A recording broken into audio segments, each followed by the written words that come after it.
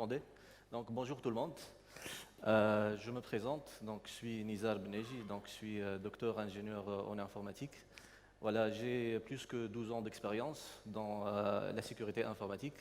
Donc j'ai travaillé dans pas mal de projets là où il y a la sécurité des services de démétallisation, donc avec des banques, avec des entités gouvernementales, avec la société SFM, là où je travaille actuellement comme étant un consultant en cybersécurité, ou bien lorsque j'étais à l'Agence nationale de certification électronique avant, qui faisait partie du ministère des TIC en Tunisie, là où on a accompagné pas mal d'entreprises pour les applications de e-service, e-gov, e-commerce, là où il faut la sécurité et les services de confiance. Voilà. Donc mon intervention aujourd'hui sera intitulée Sécurité des applications d'Internet et de mobile banking. Pourquoi j'ai choisi de parler sur donc les banques? Parce que là où il y a l'argent, là où il faut élever le niveau de sécurité. Voilà. Et je vais ici focaliser sur la conception d'épreuves électroniques pour les services dématérialisés. Voilà. Parce que souvent, lorsqu'on fait du e-service, on pense aux fonctionnalités et on oublie de concevoir les preuves électroniques. Voilà. Pour en cas d'incident, en cas d'attaque, il faut qu'on collecte les preuves. Tout ce qui est signature électronique, preuve d'intégrité, preuve d'authentification, tout ce qui est horodatage, preuve de temps. Voilà, donc toutes les preuves électroniques pour pouvoir faire de l'investigation. Sans preuve, on ne peut faire rien. Donc ici, je vais focaliser sur cet aspect, sur la partie conception des preuves. Voilà. Je vais commencer par quelques statistiques récentes sur les attaques et la cybercriminalité dans le monde et dans l'Afrique. Donc 556 millions de victimes par an, 1,5 million de victimes par jour, 18 victimes de la cybercriminalité donc, par seconde. 31% des victimes des cyberattaques sont des mobinotes, puisque 2 tiers des internautes utilisent des appareils mobiles. Donc ça veut dire que la cybercriminalité is going mobile. 40% des attaques ciblent les réseaux sociaux. C'est aussi la cybercriminalité s'intéresse de plus en plus aux réseaux sociaux. Voilà. Et dans le top 3 des comptes sur Internet qui sont les plus cibles des attaques sont les comptes email. 27% des attaques ciblent les comptes email, que ce soit professionnels ou bien personnels. On a aussi les comptes des réseaux sociaux avec 19% et les comptes bancaires, le sujet de notre sujet aujourd'hui, c'est 15% des attaques ciblent les comptes bancaires. Toutes ces statistiques sont selon le rapport de Cybercrime and Cybersecurity Trends in Africa, le rapport de 2016. Voilà, c'est des informations récentes. Au niveau de ce rapport, il n'y a pas que des critiques, il y a des points donc, positifs à propos de l'Afrique. L'Afrique est en tête du classement mondial concernant le transfert d'argent par téléphone mobile, ça c'est un point très important. Et il y a pas mal de projets donc, IoT en Afrique du Sud, au Rwanda, par exemple, des projets de compteurs intelligents, là où il y a des compteurs de consommation d'électricité et gaz connectés. Voilà, donc il y a pas mal de projets IoT en Afrique. Voilà. Et avec l'IoT, juste une parenthèse, avec l'IoT, on ne va plus parler de data security, information security. On va peut-être parler de human safety. Voilà. Parce que ce n'est plus les données, pas comme dans l'informatique classique. Notre souci, c'est de protéger les données, mais dans les villes connectées, dans l'Internet des objets, il n'y a pas de barrière physique, il n'y a pas de barrière logique, tout est connecté. Par exemple, si on parle d'une voiture connectée, c'est la vie humaine qui est en question. Par exemple, si on trouve une faille, je peux causer un accident à distance. Si on parle d'une maison connectée, si je trouve une faille, je peux déclencher un incendie à distance. Donc avec l'IoT, on ne va plus parler de data security, information security, on va peut-être parler de safety, donc la sécurité des personnes et des biens. Voilà. Au niveau du même rapport, ici j'ai présenté le cadre juridique de la cybersécurité et la cybercriminalité en Afrique. Donc 56% des pays africains, des États africains, ne possèdent pas de cadre juridique, ni pour la cybersécurité, ni pour la cybercriminalité. Voilà. Uniquement 21% ont un cadre complet. Qu'est-ce que ça veut dire complet? Ça veut dire qu'ils traitent la cybersécurité, ils traitent aussi la cybercriminalité. 23%, ils ont, à peu près 12 pays, ils ont un cadre partiel. Ça veut dire qu'ils ne touchent pas à tous les points qui concernent ces deux aspects. Donc la question qui se pose ici, qu'est-ce que ça veut dire un cadre juridique complet? Voilà. C'est un sujet qui peut-être qui n'a pas été abordé pendant ce séminaire. C'est une occasion de parler de l'aspect juridique, parce que pour protéger l'espace cybernétique, on n'a pas besoin en premier lieu de la technologie, on a besoin d'un cadre juridique complet, tout d'abord, pour pouvoir protéger le cyberespace. Qu'est-ce qu'il faut avoir? Tout d'abord, il faut reconnaître par la législation, par les textes juridiques, il faut connaître tout ce qui est document électronique, tout ce qui est le contenu et le contenant électronique, il faut le reconnaître par les textes. Voilà. Donc, il faut reconnaître tout ce qui est document d'identité électronique, contrat électronique, facture électronique, il faut reconnaître tous ces supports électroniques. Voilà. Et bien sûr, un document électronique n'a une preuve que s'il est associé avec, n'a une valeur, pardon, que s'il est associé avec des preuves. Donc, il faut aussi reconnaître par le cadre juridique les preuves, la signature électronique, le redatage, le cachet électronique. Donc, les preuves électroniques, il faut les reconnaître aussi. Donc, on a des éléments et des preuves qui sont reconnus par le cadre juridique. Qu'est-ce qu'il faut aussi? Il faut avoir l'homologation. Voilà. Donc, toutes les solutions de sécurité, là où il y a cryptage et signature électronique, il faut avoir des structures d'homologation. Que ce soit des solutions développées en interne ou bien des solutions importées, il faut homologuer les solutions logicielles et matérielles avant de les exploiter. Ça fait partie de la cybersécurité aussi. Voilà. On a maintenant des éléments électroniques qui sont reconnus, des documents reconnus, des preuves reconnues, des solutions logicielles matérielles homologuées. Qu'est-ce qu'on peut faire? On peut délivrer des services. Voilà. Et ici, je vais parler des services électroniques, e-commerce, e-gov, e-education, voilà. Donc, il faut avoir des cadres juridiques ou bien des codes spécifiques pour chaque secteur.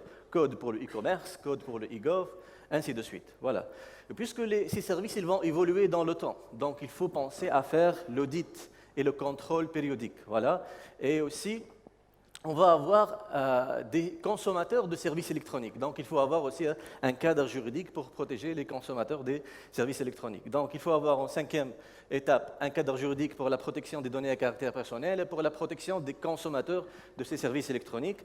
Et bien évidemment, puisque ces services ils vont évoluer dans le temps, donc il faut penser aussi à l'audit et à la régulation de l'activité d'audit et de contrôle. Voilà, donc l'accréditation des boîtes d'audit, l'accréditation des auditeurs, ainsi de suite. Voilà. Maintenant, on a tout ça. Ça ne veut pas dire qu'on ne peut pas être attaqué. En cas d'attaque, il faut avoir un cadre juridique pour la cybercriminalité, pour l'incrimination des cyberattaques et pour les sanctions, pour l'investigation légale, pour l'interception, ainsi de suite. Voilà. Donc, il faut avoir tout ça pour dire que le cadre juridique, il est complet. Je vais revenir aux statistiques, revenir au sujet des banques. Donc, 7 banques sur 10 ont été déjà touchées par les cyberfraudes. Ça, c'est important. En moyenne, un incident touchant un client de la banque coûte 1 300 € pour les particuliers, à peu près 10 000 € pour les entreprises.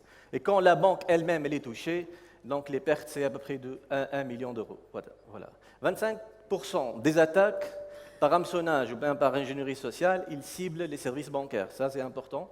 Et en 2013, à peu près 1 million d'utilisateurs ont été attaqués par des malwares bancaires. Voilà. Qu'est-ce qu'il faut conclure ici? Que le client de la banque est le maillon faible dans tout ça. Voilà.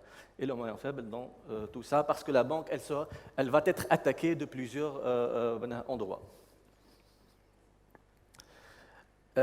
Cyberattaques sur les banques, les principales cibles. Donc, la banque, qu'est-ce qu'elle offre tout d'abord? Elle offre des services informationnels et des services transactionnels. Des services informationnels, des SMS et d'email, donc ces services peuvent être attaqués aussi. Et des services transactionnels, des services de e-banking, mobile payment, m-banking, voilà, pas mal de services qui peuvent être attaqués, donc ces services sont des services transactionnels. Voilà. Les attaques, ils ciblent quoi généralement? Ils ciblent tout ce qui est paiement par carte bancaire, donc ils ciblent les cartes, ils volent des informations qui concernent les cartes bancaires, les services bancaires en ligne, que ce soit mobile ou bien des services sur Internet, les marchés boursiers et les réseaux de paiement interbancaires nationaux et internationaux, comme le système SWIFT, qui a été attaqué pas mal de fois dans le passé. Voilà. Ça, c'est les cibles des attaques pour les services bancaires. Les principales causes, pourquoi la banque elle est vulnérable? Tout d'abord, vu la digitalisation des canaux de contact avec les clients, mail, SMS, qui a rendu la banque très vulnérable puisqu'elle est exposée. Voilà. très vulnérable puisqu'elle est exposée et il y a un plus de risque pour voler des données à caractère personnel à partir de ces SMS, à partir de ces emails. La variété des intervenants et des interfaces d'échange, voilà. Et l'hétérogénéité des technologies qui sont utilisées aussi, ça rend les systèmes bancaires vulnérables. La mise en conformité juridique se fait souvent au détriment de la sécurité. Être conforme au cadre juridique, ça aussi, ça peut introduire des vulnérabilités au niveau du système d'information de la banque ou bien au niveau des services en ligne. Et la dématérialisation des services, consultation ou bien virements en ligne qui peuvent se faire par mobile ou bien sur Internet, a rendu aussi les banques vulnérables.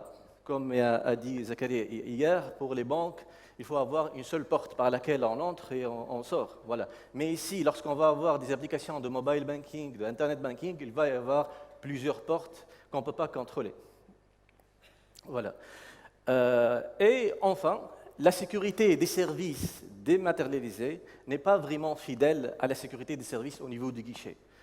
En ligne, on n'a pas de preuves. Voilà. En ligne, généralement, on ne va pas avoir de reçus signés, tamponnés.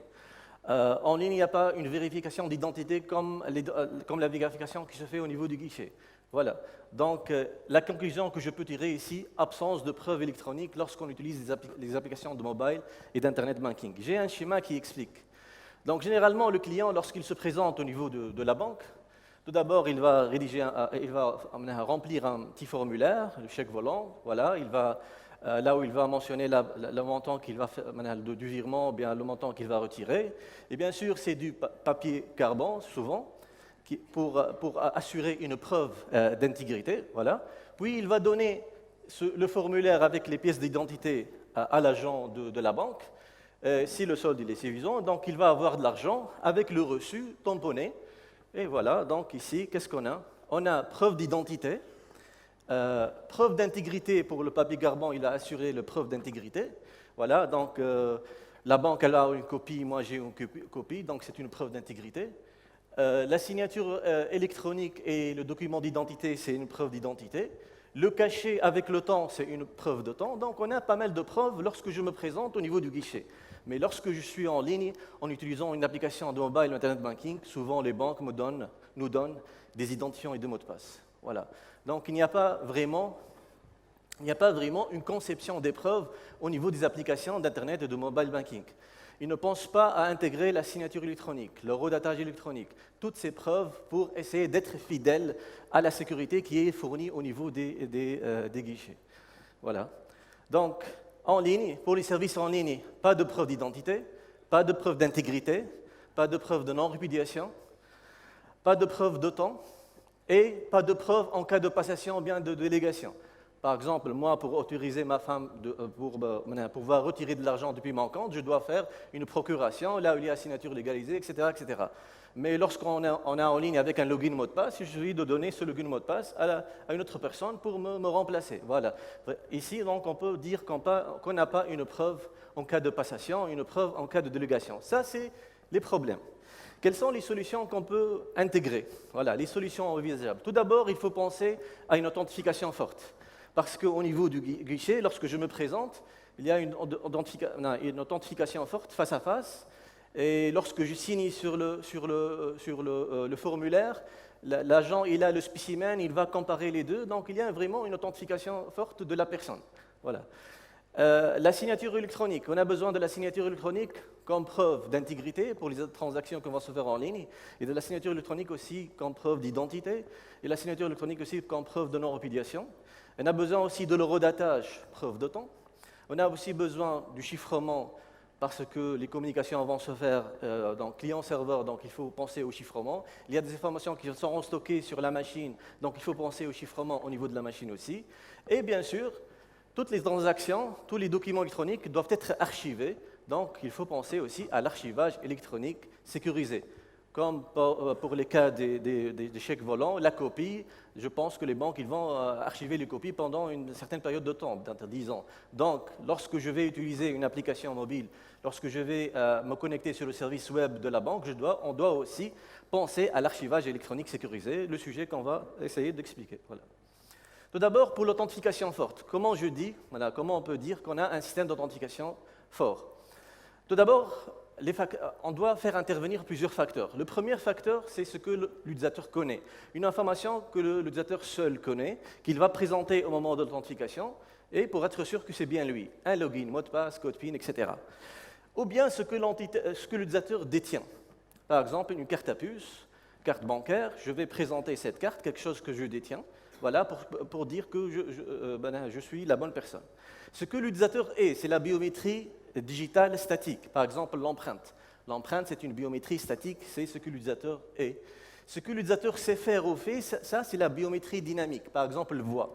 La voix, c'est une biométrie, mais dynamique, elle change.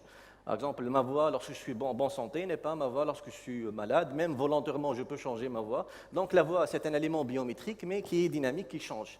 La signature manuscrite aussi, c'est une biométrie, mais qui change. Si je fais la signature plusieurs fois, elle n'est pas identique. Voilà.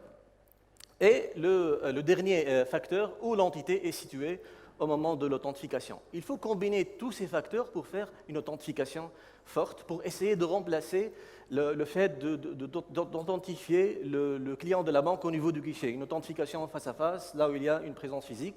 Donc il faut essayer de combiner tous ces facteurs pour essayer de garantir un certain niveau de sécurité pendant la phase d'authentification. Pour dire qu'on a un système d'authentification fort, il faut au moins 2 facteurs différents ou plus. Par exemple, carte à puce, code PIN, c'est 2 facteurs différents. Voilà.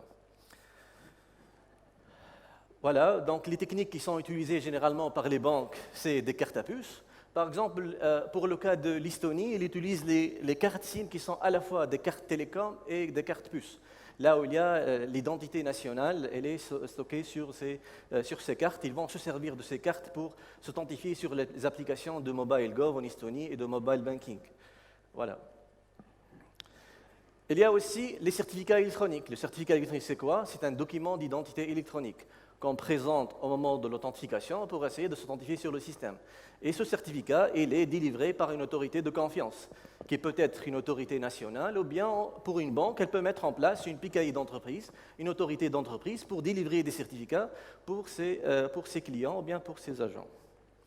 Voilà, juste pour vous montrer le certificat électronique. Ça, c'est la technologie des PKI. On peut avoir des PKI nationales, PKI gouvernementales pour les applications du e-gov, PKI d'entreprise, par exemple, pour le cas d'une banque.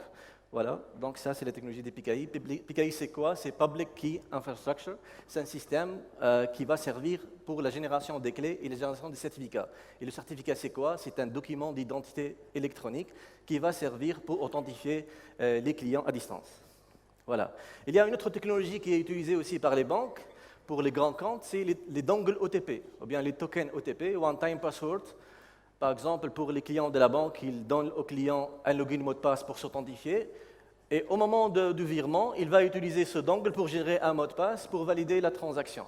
Mais ici, on n'a pas la signature. C'est uniquement un deuxième facteur qui va se rajouter pour être sûr que c'est la bonne personne. Voilà. L'OTP aussi, parmi les inconvénients de l'OTP, ce n'est pas un standard. Lorsque je veux changer une solution, je dois changer tout. Le fait de changer les tokens n'est pas suffisant, il faut changer tout. Voilà, ça, c'est parmi les inconvénients, n'est pas un standard. Pour la signature électronique, voilà, pour les applications de mobile banking, internet banking, qu'est-ce qu'il faut signer? Tout d'abord, les transactions, le contenu des transactions et le contenu des virements, il faut les signer. Les contrats, on peut faire des contrats en ligne ou bien des engagements. L'utilisateur, il va se servir de son certificat, par exemple, pour signer un contrat, un engagement, à partir de son smartphone ou bien à partir des applications web. Les opérations de validation faites par la banque aussi, de l'autre côté, elles doivent être signées. Le courrier envoyé par la banque à ses clients doivent être aussi des courriers signés électroniquement. Les logiciels et les outils de la banque que la banque doit installer sur la machine de l'utilisateur doivent être aussi signés à l'aide des certificats de signature de code pour prouver l'identité de l'éditeur. Pour que moi, avant de faire confiance au logiciel que je vais exécuter, je dois m'assurer de l'identité de l'éditeur. Donc on doit signer ces applications à l'aide de certificats de signature de code. Et voici les éléments qu'on peut signer. On peut signer des documents texte, des documents XML, des documents PDF. Des emails, on peut signer aussi des fichiers installables exe, des applications Android, donc tout ça, on peut le signer pour prouver l'identité du créateur du document ou bien du logiciel. Voilà.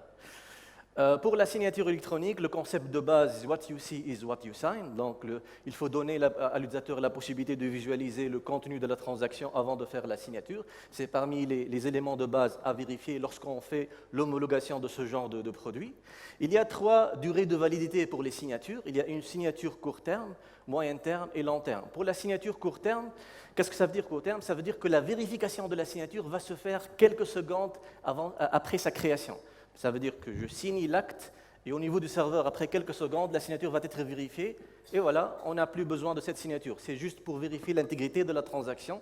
On dit que c'est une signature court terme. La signature moyen terme, elle est bornée par la durée de vie du certificat du signataire.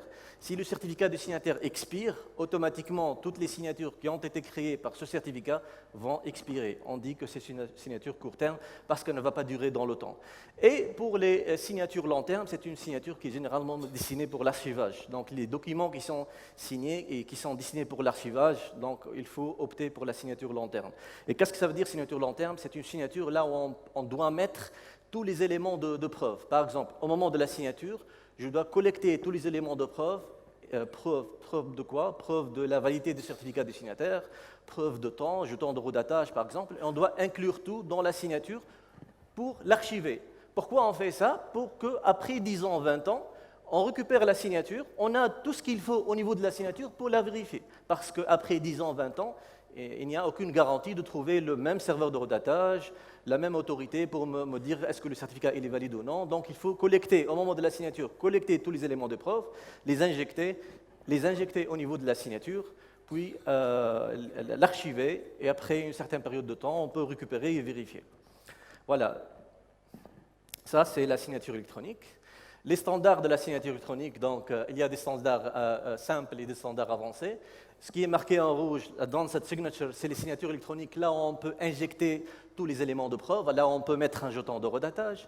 Là, on peut mettre, par exemple, la liste des certificats révoqués. On met tout ça, toutes ces preuves au niveau de la signature avant de l'archiver.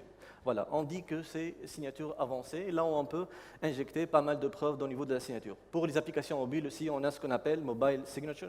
C'est pour tout ce qui est les signatures qui vont se faire sur mobile. Voici, pour ceux qui ne connaissent pas la signature électronique, juste un exemple, un PDF signé électroniquement. Si je clique sur le panneau de signature, là, à gauche, je vais avoir la liste des signataires. Un document électronique, c'est comme un document papier, on peut avoir plusieurs signatures. Même chose, dans le document électronique, on peut avoir aussi plusieurs signataires.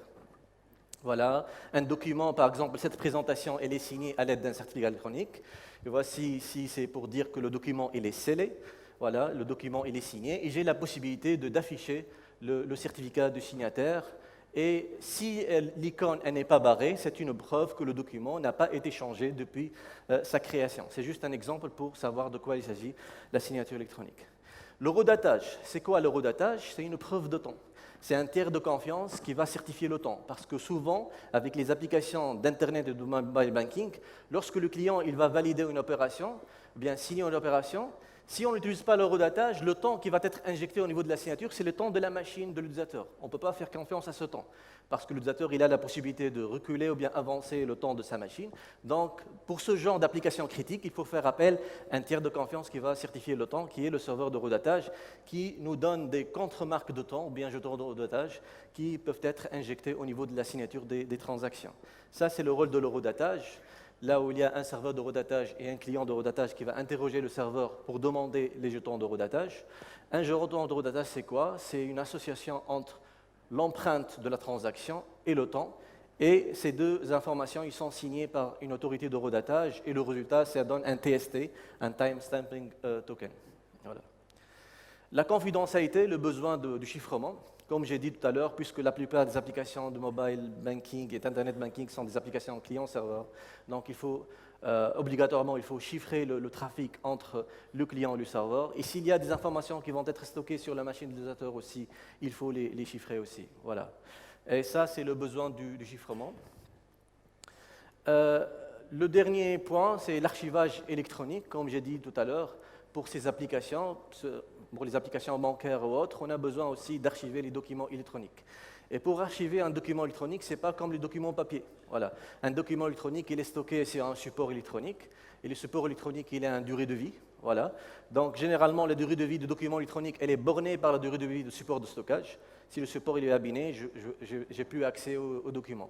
Donc, il faut faire une politique de réarchivage. Par exemple, si j'ai des supports de stockage qui ont une durée de vie de 10 ans, je dois réécrire les documents chaque 10 ans, par exemple, pour garantir la lisibilité des documents dans le futur. Aussi, il faut utiliser des formats qui peuvent être lus dans le futur. Par exemple, si j'archive, je dis n'importe quoi, si j'archive des documents Word, qui me dit qu'en 2030, 2040, j'ai Microsoft Office et je peux visualiser. Donc, généralement, lorsqu'on archive des documents électroniques, il faut faire l'archivage. Il faut choisir des formats, par exemple XML, ou bien archiver l'environnement logiciel avec le document pour pouvoir le visualiser dans le futur. Et si j'archive des documents électroniques signés, il faut opter pour la signature long terme, la signature avancée, là où il y a tous les éléments de preuve qui vont être collectés au moment de la signature, injectés au niveau de la signature, puis on archive le document. Après 10 ans, 20 ans, au niveau de la signature, j'ai tout pour pouvoir valider la signature et le certificat de signataire. Voilà, donc je vais finir par ça. Il y aura toujours une difficulté pour trouver un équilibre entre confort des clients et prévention contre les fraudes, que ce soit pour les applications d'Internet ou mobile banking ou bien pour les applications de e-gov. Il y aura toujours cette difficulté entre confort et sécurité. Voilà, et la question de départ, c'était la conception des éléments de preuve. Lors de la conception d'un système, il faut penser à concevoir les éléments de preuve, la signature électronique, le redatage, une authentification forte. Tous ces éléments de preuve doivent être bien conçus. Il ne faut pas penser uniquement aux fonctionnalités, il faut penser aussi aux preuves pour qu'en cas d'incident, en cas de cyberattaque, on ait assez d'informations pour pouvoir faire l'investigation et pour pouvoir retracer ce qui s'est passé et trouver l'explication à l'incident. Voilà. Merci pour votre attention. Voilà. Merci.